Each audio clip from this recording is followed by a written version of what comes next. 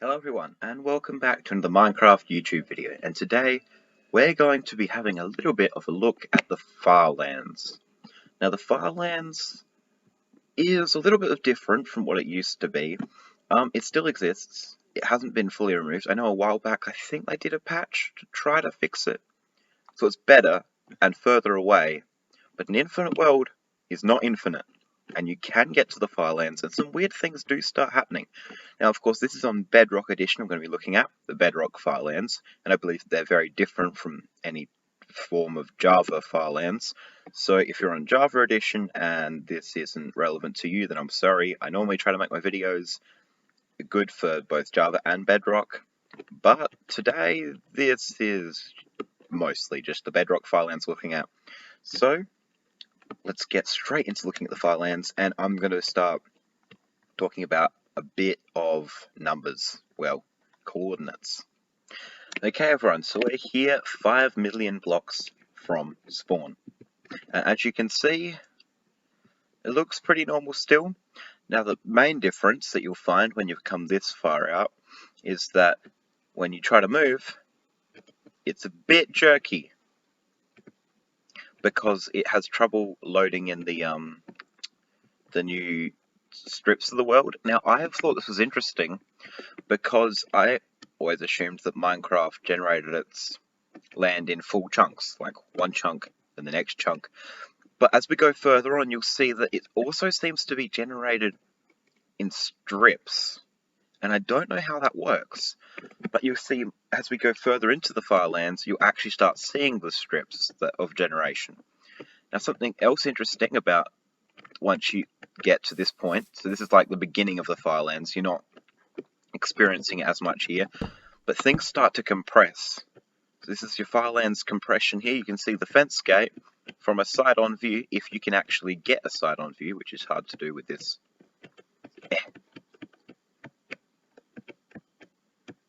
Hang on, I'm stuck.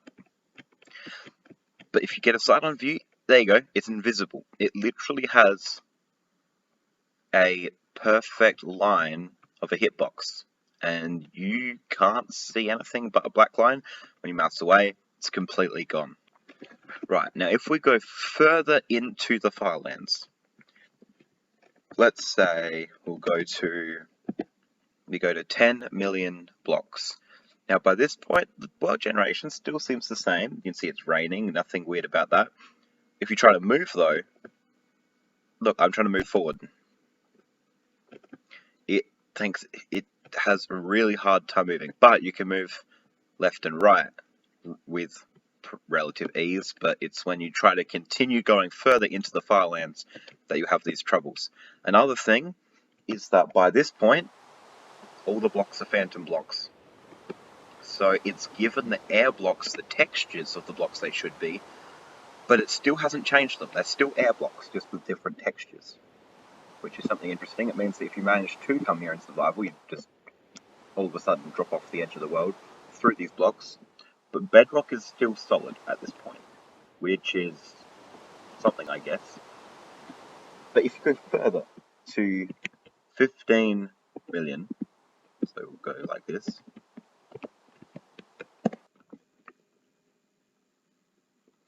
At 15 million, it no longer generates land. You're just stuck with ocean from now on. You can see the biome still changes, but there's no land at all. Hang on, let me just change.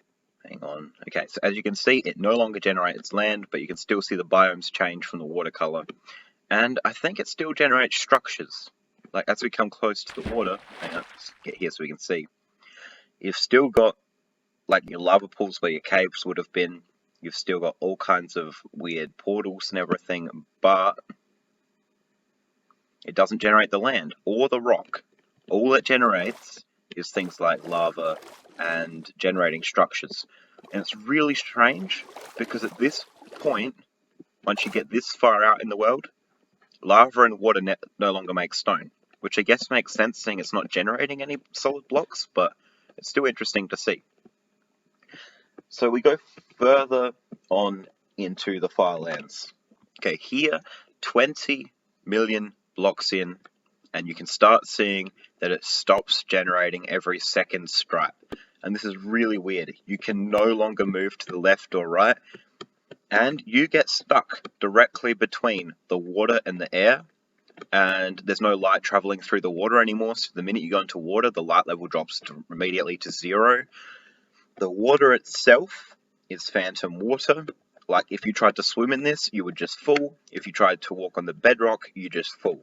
It still generates lava, but only in stripes, and it generates parts of naturally generating structures, but it repeats them, and it only does them in the stripes. So this is really strange. You can see, like, I think there might be a bit of a mine shaft there. I can't quite tell because I can't move. And there's a weird stairy thing over there. It's got like stairs. Over here you can just see a whole stripe of like obsidian, and over there's a perfect line of magma blocks. It's just really strange. And by the time you get to this point, you know, it's no longer Minecraft. It's now some kind of hallucination that you're having, but that doesn't stop us. We got to keep on going into the Farlands, and from now on the visual aspects of things won't change as much, but the way that things like interact will change. So let's go another 10 million, and let's go on to 30 million blocks. Now 30 million is the border. Any further than 30 million, even 31 million, your game will kind of die.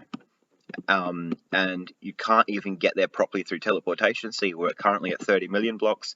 If I tell it to go to 30 million and 1, it goes to 30 million blocks. If you manage to force your way through, your game kind of crashes. And you can see there's no kelp. Oh, there's one patch of kelp there failing me. But pretty much by the time you get to this point, kelp no longer spawns. There's literally, look, light level 0 underwater. You can no longer see a thing until you come out of the water. Bedrock, that's not actually bedrock, it's the shadow of where bedrock is. And most generations completely gone. One kelp patch there, one magma patch, but we go further and there's absolutely nothing. So yeah, you can't even move to the forward or back here. As you can see, you can't go further into the Farlands. As I've already said, there's like, it won't generate anything past this at all. You try to go and you fail.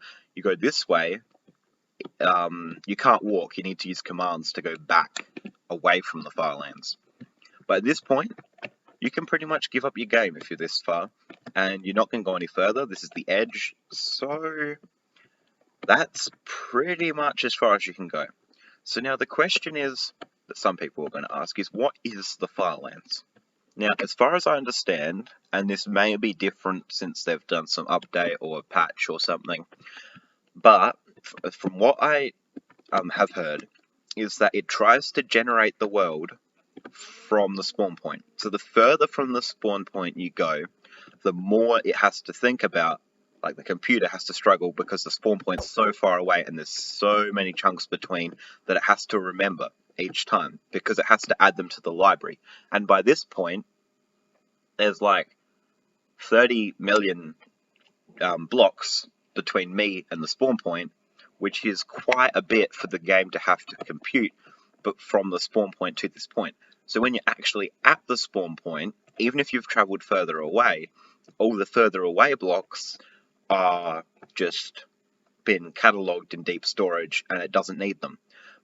But when you go further away from the spawn point, it has to start taking those chunks that you've already been to before or that you haven't and generating them or taking them out of deep storage for it to know where you are, and has to remember where they are, so it kind of keeps a record of each chunk in a line. So from here to the spawn point, there's 30 million blocks worth of chunks in a line that it has to remember and keep in order.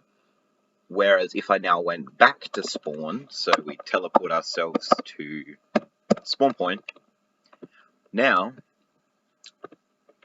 it has just catalogued all that away into deep storage. It's no longer struggling because from the spawn point, it only has to remember the spawn point chunk. But the further away from the spawn points I go, it has to one by one take these chunks out of deep storage that it remembers because I've been here before and it has to remember where I am, so it places them behind me. It does remove the chunks. They're not still loaded, but it remembers them. It hasn't put them back into its storage. It's catalogued them in a line so that it knows where I am relative to those other chunks. So when I come back, it's not just going to be putting random chunks out of the catalog into where I'm going. It has the same chunks in its catalog, which it's remembered where I am. So the more chunks it has to have in this catalog of where I am, the more glitchy it gets. And that, as far as I understand, is how the Farlands works. So I hope you've enjoyed this video. If there's anything that you want to add to this, please do say so in the comments. And if you say anything useful to everyone else, or have a good point, or prove me wrong entirely, then I will pin your comment and make a comment back to you, I guess.